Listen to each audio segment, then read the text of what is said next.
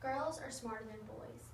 That is what John Ross and Charlie Weinberg basically said, or at least that's how I perceived it, when they stated that 72% of boys received their high school diploma compared to 77% of girls.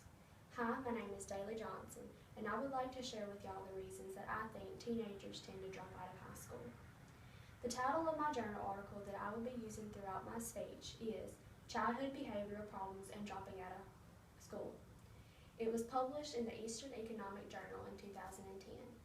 The volume number is 36.4 and the page number is 523. Masterfile Complete is the search engine, and I found it on March 1st, 2014. There are two authors of this article, Charlie Weinberg and John Ross.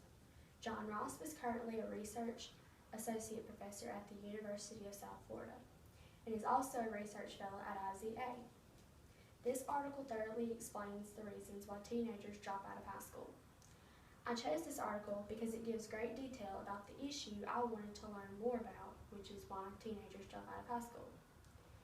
The author's thesis discusses the correlation between childhood behaviors and high school dropout rates. Some points recognized by the authors that they think contribute to the dropout rate that I would also like to discuss with you include behavior problems as a child, mental disorders, and being born to young mothers. My first point I would want to discuss with you is having behavior problems as a child could affect a child's future. Impulsiveness and belligerence are two types of externalizing behaviors that can even affect kindergartners. Hostile behaviors shown in children at such young ages are known to have an increased dropout rate. Such malicious attitudes can attribute to a child becoming young felons, abusing drugs, or having other intellectual brain disorders later on in life. The next point I want to familiarize you with is the mental disorders that have to do with dropouts. There are two types of disorders, externalizing behaviors and internalizing behaviors. Breaking the rules and brutality are related to performance disorders. These disorders are commonly found in about 9% of boys and 2% of girls. Studies have shown that kids with EBP, which are emotional and behavioral problems, have an increased risk of having poor educational outcomes. The last point I want to discuss with you is the effects young mothers can have on their children's academic success.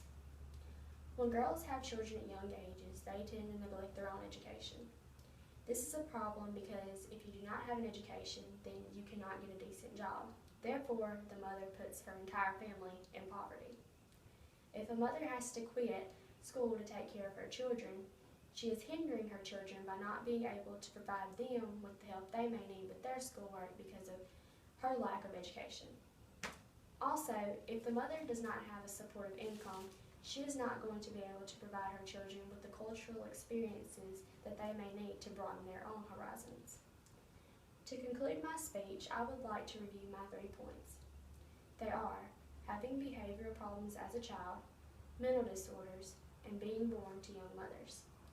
Although laziness may be a reason why some students drop out, generally it is not the only factor.